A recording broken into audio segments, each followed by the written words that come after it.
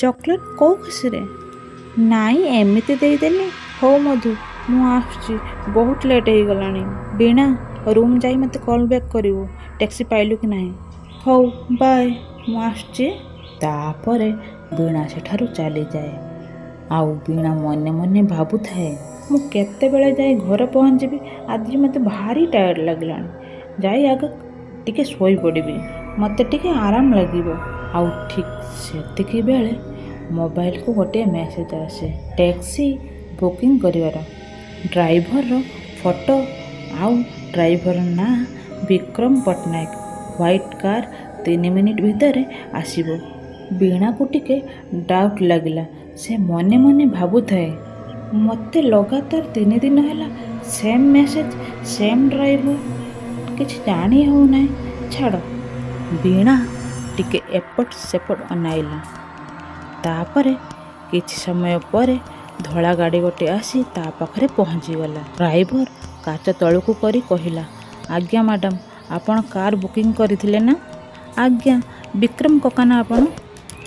ଆଜ୍ଞା ମ୍ୟାଡ଼ାମ୍, ଆପଣଙ୍କୁ ତ ମୁଁ ଲଗାତାର 3 ଦିନ ଧରି ଆପଣଙ୍କ ଘର ଛାଡ଼ିକି ଆସୁଛି। ବୀଣା ମନେ ମନେ ଭାବୁଥାଏ, ମୁଁ ଲଗାତାର 3 ଦିନ ଧରି ଏଇ କକାଙ୍କ ଗାଡ଼ିରେ ଯାଉଛି? କେଜାଣି ହୋଇଥିବ, ମୋର କାହିଁ ମନେ ପଡ଼ୁନି। ତାପରେ ବୀଣା ଡୋର୍ ଖୋଲି କାର୍ ଭିତରେ ବସିପଡ଼େ, ସିଟ୍ ବେଲ୍ଟ ବାନ୍ଧି ଦିଏ। ଆଉ ତାପରେ ମୋବାଇଲ କାଢ଼ି ରୁଟ୍ ଚେକ୍ କରେ। ତାପରେ ଗାଡ଼ି ଆଗକୁ ମାଡ଼ି ଚାଲେ। ନିସ୍ତବ୍ଧ ରାତି ହୋଇଥାଏ। କାଁ ଭାଁ କୁଆଡ଼େ ଗୋଟେ ଦିଟା ଗାଡ଼ି ରାସ୍ତାରେ ଚାଲିଥାଏ, ହେଲେ ସବୁଆଡ଼େ ସୁନସାନ୍। ଗାଡ଼ି MD ରୋଡ଼ ଦେଇ ଯିବାର ଥିଲା, ହେଲେ ସେ MD ରୋଡ଼ ନ ନେଇ ଗୋପୀନଗର ଭିତରକୁ ଚାଲିଗଲା। କାକା, ଆପଣ ଭୁଲ ରାସ୍ତା ଦେଇ ଚାଲିଗଲେ। ଆପଣ MD ରୋଡ଼ ଦେଇ ଯିବା କଥା ନା, ଆପଣ ଗୋପୀନଗର ଚାଲିଗଲେ। ବୀଣାର କଥା ଶୁଣି ବିକ୍ରମ ତାକୁ ତେର୍ଛାଇ ଅନାଇଲା ଆଉ କହିଲା, ମ୍ୟାଡ଼ାମ୍, ମୁଁ ସବୁବେଳେ ଏଇ ସର୍ଟକଟ୍ ଦେଇ ଯାଉଛି। ଆପଣଙ୍କର କ'ଣ ମନେ ନାହିଁ? ଆପଣ ଧୀରେ ବସନ୍ତୁ, ମୁଁ ନେଇ ଠିକ୍ ଟାଇମ୍ରେ ପହଞ୍ଚାଇ ଦେବି। ତାପରେ ବିକ୍ରମ ଗାଡ଼ିରେ FM ଲଗାଇଦିଏ। କାକା, ଆଜିକାଲି କ'ଣ କେହି FM ଚଲାଉଛନ୍ତି କି? ଆପଣ ଚଲାଉଛନ୍ତି? ବିକ୍ରମ କିଛି ନ କହି FM ବନ୍ଦ କରିଦିଏ। ମ୍ୟାଡ଼ାମ୍, ମୋତେ FM ଶୁଣିବାକୁ ଭଲ ଲାଗେ। ଆପଣ ଯଦି କହୁଛନ୍ତି ତାହେଲେ ମୁଁ ବନ୍ଦ କରିଦେଉଛି। ବୀଣାର ଆଖି ପଡ଼ିଗଲା ରାସ୍ତା ଆର ପାଖରେ ଥିବା ଗୋଟିଏ ବୋର୍ଡ଼ ଉପରେ। ଗୋଟିଏ ହୋଟେଲ ଥିଲା। ସେ ବୋର୍ଡ଼ରେ ଲେଖା ଥିଲା ଜଗା ଦରବାର। ସେଇଟା ଗୋଟିଏ ଫ୍ୟାମିଲି ରେଷ୍ଟୁରାଣ୍ଟ, 24 ଘଣ୍ଟା ଖୋଲା ରହୁଛି। ବୀଣା ପୁଣି କିଛି ସମୟ ପରେ ଦେଖେ ତ ଗାଡ଼ି ଯାଇ ପୁଣି ସେହି ରେଷ୍ଟୁରାଣ୍ଟ ପାଖରେ ପହଞ୍ଚି ଯାଇଛି, ଯାହାକି ଲେଖା ଥିଲା ଜଗା ଦରବାର ଫ୍ୟାମିଲି ରେଷ୍ଟୁରାଣ୍ଟ। ଏସବୁ ଘଟଣା ଦେଖି ବୀଣାକୁ ଆଶ୍ଚର୍ଯ୍ୟ ଲାଗିଲା। ବୀଣାକୁ ଟିକେ ଡର ଡର ଲାଗୁଥାଏ। ଆଉ ମୋବାଇଲ କାଢ଼ି ଚେକ୍ କଲା ବେଳକୁ ଗାଡ଼ି ଗୋଟିଏ ଜାଗାରେ ହିଁ ଘୁରୁଛି। ଆଉ ଠିକ୍ ସେତିକି ବେଳେ ମୋବାଇଲର ସିଗ୍ନାଲ କଟିଗଲା। ତାପରେ ବୀଣା ମୋବାଇଲକୁ ମେସେଜ୍ ଆସେ, ମଧୁ ମେସେଜ୍ କରିଛି, ତୋତେ ଗାଡ଼ି ମିଳିଲା? ଆଉ ତାପରେ ମଧୁ ବୀଣା ମୋବାଇଲକୁ ଫୋନ୍ କରିଛି। ହଁ କହ ମଧୁ, କ'ଣ କହୁଥିଲୁ? ମୁଁ ଗାଡ଼ି ପାଇଛି। କ'ଣ କହିଲୁ? ତୁ ଗାଡ଼ିରେ ବସିଛୁ? ଏ କେମିତି କଥା? ସିକ୍ୟୁରିଟି ଅଙ୍କଲ ତ କହିଲେ ତୁ ବାହାରକୁ ବାହାରି ନାହୁଁ ଏତେ ଯାଏଁ। ମୁଁ ତ ସେଥିଲାଗି ତୋ ପାଇଁ ଠିଆ ହୋଇଛି 10 ମିନିଟ୍ ହେଲା। ମଧୁ କଥା ଶୁଣି ବୀଣା ଆଶ୍ଚର୍ଯ୍ୟ ହୋଇଗଲା। ତୁ ଏ କ'ଣ କହୁଛୁ ମଧୁ? ମୁଁ 10 ମିନିଟ୍ ହେଲା ଗାଡ଼ିରେ ବସିଛି। ବୀଣା, ତୁ ମଜାକ କରନି। ଆଜି ଜାଣିଛୁ ଅଫିସରେ କେତେ କାମ ଥିଲା, ବହୁତ ଟାୟାର୍ଡ଼ ହୋଇଯାଇଛି। କହିଲୁ ତୁ କେଉଁଠି ଅଛୁ? ମଧୁ ଏତିକି କହିବା କ୍ଷଣି ବୀଣାର ମୋବାଇଲ ସୁଇଚ୍ ଅଫ୍ ହେବାକୁ ଲାଗିଗଲା। ବୀଣା ଯେତେ ଚେଷ୍ଟା କଲେ ମଧ୍ୟ ମୋବାଇଲର ସୁଇଚ୍ ଖୋଲିବାକୁ, ହେଲେ ସେ ବ୍ୟାଟେରୀ ଲୋ ହୋଇଯାଇଥିଲା ପୁରା। ମଧୁ ଏ କ'ଣ କହୁଛି? ମୁଁ ତ 10 ମିନିଟ୍ ଆଗରୁ ହିଁ ବାହାରି ଆସିଥିଲି। ହେଲେ ସେ ଏମିତି କ'ଣ ପାଇଁ କହିଲା? ଗାଡ଼ି ଆଗକୁ ଆଗକୁ ମାଡ଼ି ଚାଲିଥାଏ। ସେହି ରାସ୍ତାରେ ଡାହାଣ ପଟକୁ ଗୋଟିଏ ହନୁମାନ ମନ୍ଦିର ଥିଲା। ଦୀପଟି ଧୀରେ ଧୀରେ ଜଳୁଥାଏ। ବିକ୍ରମ ସେ ହନୁମାନ ମନ୍ଦିରକୁ ଟିକେ ଅନାଇ ସଙ୍ଗେ ସଙ୍ଗେ ଆଖି ଫେରାଇ ନିଏ। ବୀଣା ଡରି ଯାଇ ସେ ବିକ୍ରମ କାକାକୁ ପଚାରିଲା, କ'ଣ ହୋଇଛି ମ୍ୟାଡ଼ାମ୍? ଆପଣ ଟେନସନ୍ରେ ଥିବା ଭଳି ଲାଗୁଛନ୍ତି। ଆପଣ ଡରୁଛନ୍ତି କି? ଡରନ୍ତୁନି। ବୀଣା ଦେଖିଲା ଆଗରେ କିଛି ପୋଲିସ ବ୍ୟାରିକେଡରେ ଅଛନ୍ତି। କାକା, ମୋତେ ଏ ଆଗରେ ବ୍ୟାରିକେଡ୍ ପାଖରେ ଓହ୍ଲାଇ ଦିଅନ୍ତୁ। ମୁଁ ସେଇଠାରେ ଅଟୋ ଧରି ଚାଲିଯିବି। ବୀଣାର କଥା ଶୁଣି ବିକ୍ରମ ବ୍ରେକ୍ ଧୀରେ ମାରିଦେଲା ଓ ଗାଡ଼ିଟି ସ୍ଲୋ ହୋଇ ଆଗକୁ ମାଡ଼ି ଚାଲିଲା। ହେଲେ ବିକ୍ରମ ଗାଡ଼ି ଅଟକାଇଲା ନାହିଁ।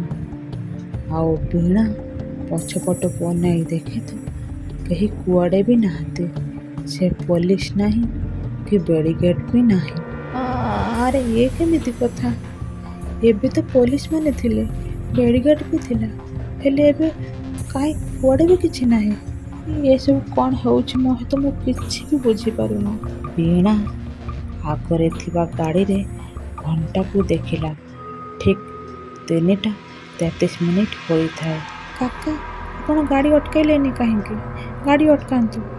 ବୀଣା କଥା ଶୁଣି ବିକ୍ରମ ଟିକେ ହସି କହିଲା, ମ୍ୟାଡ଼ାମ୍, ମୁଁ ବହୁତ ଚେଷ୍ଟା କରୁଛି ଗାଡ଼ି ଅଟକାଇବା ପାଇଁ, ହେଲେ ଏ ଗାଡ଼ି ଅଟକୁ ନାହିଁ। ଆଉ ଆପଣ ଡରନ୍ତୁନି, ମୁଁ ଆପଣଙ୍କର କିଛି ବି କ୍ଷତି କରିବିନି। ଏତିକ କହି ବିକ୍ରମ ଗାଡ଼ିଟିକୁ ଜଙ୍ଗଲ ଭିତରକୁ ନେଇଗଲା। ମ୍ୟାଡ଼ାମ୍, ମୁଁ ବି ଆପଣଙ୍କ ଭଳି ସେଦିନ ନାଇଟ୍ରେ ଜଣକୁ ପିକଅପ୍ କରୁଥିଲି, ହେଲେ କିଛି ସମୟ ପରେ ମୋର ଆକ୍ସିଡେଣ୍ଟ ହୋଇଗଲା ସେହି ହନୁମାନ ମନ୍ଦିର ପାଖରେ। ଆଉ ଆମ୍ବୁଲାନ୍ସ ଖବର ପାଇ ଆସିବା ବେଳକୁ ସବୁକିଛି ସରିଯାଇଥିଲା। ମୁଁ ସତ କହୁଛି ମ୍ୟାଡ଼ାମ୍, ମୁଁ ଯେତେ ଚେଷ୍ଟା କରୁଛି ଗାଡ଼ିକୁ ଅଟକାଇବା ପାଇଁ, ହେଲେ ଏ ଗାଡ଼ି ଅଟକୁ ନାହିଁ। ମୁଁ କ'ଣ କରିବି? ହେ ଭଗବାନ! ତାହେଲେ ଆପଣ? କାକା ପ୍ଲିଜ୍ ମୋତେ ଏଇଠାରେ ଓହ୍ଲାଇ ଦିଅ। ମୁଁ କ'ଣ କରିବି ମ୍ୟାଡ଼ାମ୍? ମୁଁ ତ ଗାଡ଼ି ଅଟକାଇ ପାରୁନାହିଁ। ବହୁତ ଚେଷ୍ଟା କରୁଛି। ବିକ୍ରମର କଥା ଶୁଣି ବୀଣା ଡରିଯାଇ କହିଲା, କାକା ପ୍ଲିଜ୍ ମୋତେ ଏଇଠାରେ ଓହ୍ଲାଇ ଦିଅ। ବୀଣାର କଥା ଶୁଣି ବିକ୍ରମ ବ୍ରେକ୍ଟିକୁ ଧୀରେ ଚାପିଦେଲା ଓ ଗାଡ଼ିଟି ସ୍ଲୋ ହୋଇ ଆଗକୁ ମାଡ଼ି ଚାଲିଲା। ମ୍ୟାଡ଼ାମ୍, ଆପଣ ଡରନ୍ତୁନି, ମୁଁ ଆପଣଙ୍କର କିଛି ବି କ୍ଷତି କରିବିନି। ଆପଣ ଦେଖିଲେ ତ ମୁଁ ବ୍ରେକ୍ଟିକୁ ଚାପୁଛି, ହେଲେ ବ୍ରେକ୍ଟି ବନ୍ଦ ହେଉନାହିଁ। ମୁଁ ଏଥିରେ କ'ଣ କରିପାରିବି? ମୁଁ ସେହିଠାରେ ହିଁ ଅଟକି ଯାଉଛି। ବିକ୍ରମର କଥା ଶୁଣି ବୀଣାକୁ ବହୁତ ବଡ଼ ଝଟକା ଲାଗିଲା। ଆଉ ସେ ସଙ୍ଗେ ସଙ୍ଗେ ସିଟ୍ ବେଲ୍ଟ କାଢ଼ିଦେଲା। ଆଉ ମିରରକୁ ଅନାଇ ଦେଖେ ତ ତା ମୁହଁଟି ପୁରା ହଳଦିଆ ପାଲଟି ଯାଇଛି।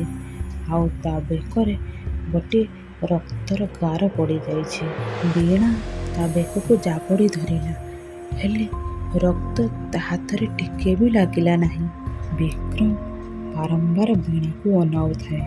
ବୀଣା ଜୋରସେ ନିଶ୍ୱାସ ମାରି ଆଖି ବନ୍ଦ କରି କହିଲା, କାକା, ମୁଁ ଜାଣିଛି ଆପଣ ଭଲ ଲୋକ। ଆପଣ ଗୋଟେ କାମ କରନ୍ତୁ, ମୋତେ ଫେରାଇ ଦିଅନ୍ତୁ ପଛକୁ ନେଇ ସେଇ ହନୁମାନ ମନ୍ଦିର ପାଖରେ ଅଟକାଇ ଦିଅନ୍ତୁ। ବୀଣାର କଥା ଶୁଣି ବିକ୍ରମ ବ୍ରେକ୍ ଚାପି ଷ୍ଟେରିଂ ବୁଲାଇ ହନୁମାନ ମନ୍ଦିର ପାଖକୁ ନେଇଗଲା। ବିକ୍ରମ ଗାଡ଼ିଟିକୁ ନେଇ ହନୁମାନ ମନ୍ଦିର ସାମ୍ନାରେ ଅଟକାଇ ଦେଲା। ହନୁମାନ ମନ୍ଦିରରେ ଦୀପଟି ସେମିତି ଧୀରେ ଧୀରେ ହୋଇ ଜଳୁଥାଏ। ବୀଣା ସଙ୍ଗେ ସଙ୍ଗେ ଗାଡ଼ିରୁ ଓହ୍ଲାଇ ସେହି ମନ୍ଦିର ପାଖକୁ ଚାଲିଗଲା। ବୀଣା ସେ ମନ୍ଦିରରୁ ଘଣ୍ଟିଟିକୁ ଆଣି ଜୋରସେ ବଜାଇବାକୁ ଲାଗିଲା। ଆଉ କହୁଥାଏ, ହେ ପ୍ରଭୁ, ମୁଁ କେଉଁଠି ନା କେଉଁଠି ଅଟକି ଯାଇଛି। ମୋର ଯଦି କିଛି ଭୁଲ ହୋଇଯାଇଛି ମୋତେ କ୍ଷମା କରିଦିଅନ୍ତୁ। ମୋତେ ଏ ବିପଦରୁ ରକ୍ଷା କରନ୍ତୁ, ନହେଲେ ଏ କକାଙ୍କୁ ମୁକ୍ତି ଦେଇଦିଅନ୍ତୁ। ଏତିକ କହି ବୀଣା ଜୋରସେ ଘଣ୍ଟି ବଜାଇବାକୁ ଲାଗେ। ଏତିକ କହି ବୀଣା ଆଖି ବୁଜିଥାଏ। ଆଉ ଠିକ୍ ସେତିକି ବେଳେ କେହି ଜଣାଶୁଣା ଲୋକ ବୀଣାକୁ ଡାକୁଥାଏ। ଆହୋ ବୀଣା ମ୍ୟାଡ଼ାମ୍, ଉଠନ୍ତୁ। ଏଠି କ'ଣ ପାଇଁ ଆପଣ ଶୋଇଛନ୍ତି ରାତିରେ? ଆପଣ ଘରକୁ ଯିବେ ନାହିଁ କି? ବୀଣା ଆଖି ଖୋଲି ଦେଖେ ତ ତା ଆଗରେ ସିକ୍ୟୁରିଟି ଗାର୍ଡ଼ ଅଛି। ଆଉ ସେ ସଙ୍ଗେ ସଙ୍ଗେ ବସି ପଡ଼ି ମୋବାଇଲକୁ ଦେଖେ। ମୋବାଇଲରେ 57 ଚାର୍ଜ ଅଛି ଆଉ ନେଟୱାର୍କ ଫୁଲ୍ ଅଛି। ଆଉ ବୀଣାକୁ ପଛପଟରୁ କେହି କହୁଥାଏ, ତୁ ଏଇଠି ଶୋଇଛୁ? ମୁଁ ତୋତେ କେତେ ଆଡ଼େ ଖୋଜି ସାରିଲିଣି। ସିକ୍ୟୁରିଟି ଗାର୍ଡ଼ କହିଲା ଯେ ତୁ ବାହାରକୁ ଯାଇନାହୁଁ, ସେଥିଲାଗି ମୋତେ ବାଧ୍ୟ ହୋଇ ଏଇଠାକୁ ଆସିବାକୁ ପଡ଼ିଲା। କ'ଣ ହୋଇଛି? ସବୁ ଠିକ୍ ଅଛି ତ? ତୋ ଦେହ ଭଲ ଅଛି ତ? ଆଉ ତୁ ଏଠି ଶୋଇଥିଲୁ କ'ଣ ପାଇଁ? କ'ଣ ହୋଇଛି? ମଧୁର କଥା ଶୁଣି ବୀଣା କହିଲା, ମୁଁ ତ ଗାଡ଼ି ଭିତରେ ଥିଲି। ତୁ ଗାଡ଼ି ଭିତରେ ଥିଲୁ ନା ଏଠି ଶୋଇଥିଲୁ? ତୋ ମୁଣ୍ଡ ଫୁଣ୍ଡ କିଛି କାମ କରୁନି ବୋଧେ। ଚାଲ, ତୋତେ ପୁରା ଥକା ହୋଇଯାଇଛି। ଆଉ ମଧୁ ସଙ୍ଗେ ସଙ୍ଗେ ମୋବାଇଲକୁ ଦେଖେ ଆଉ ମନେ ମନେ ଭାବୁଥାଏ, ଏସବୁ କ'ଣ ହେଇଯାଉଛି ମୋ ସହିତ? ମୁଁ ତ ଗାଡ଼ିରେ ଥିଲି। ସେ ମନ୍ଦିର, ହନୁମାନ, ମୁଁ ତ କିଛି ବୁଝି ବି ପାରୁନି। ଏସବୁ କ'ଣ ହୋଇଗଲା ମୋ ସହିତ? ଆଉ ସେ ବିକ୍ରମ ଅଙ୍କଲ କିଏ? ସେ ମୋ ସ୍ୱପ୍ନକୁ କାହିଁକି ଆସିଥିଲେ? ମୁଁ କ'ଣ ସତରେ ଏଇଠି ଶୋଇଥିଲି?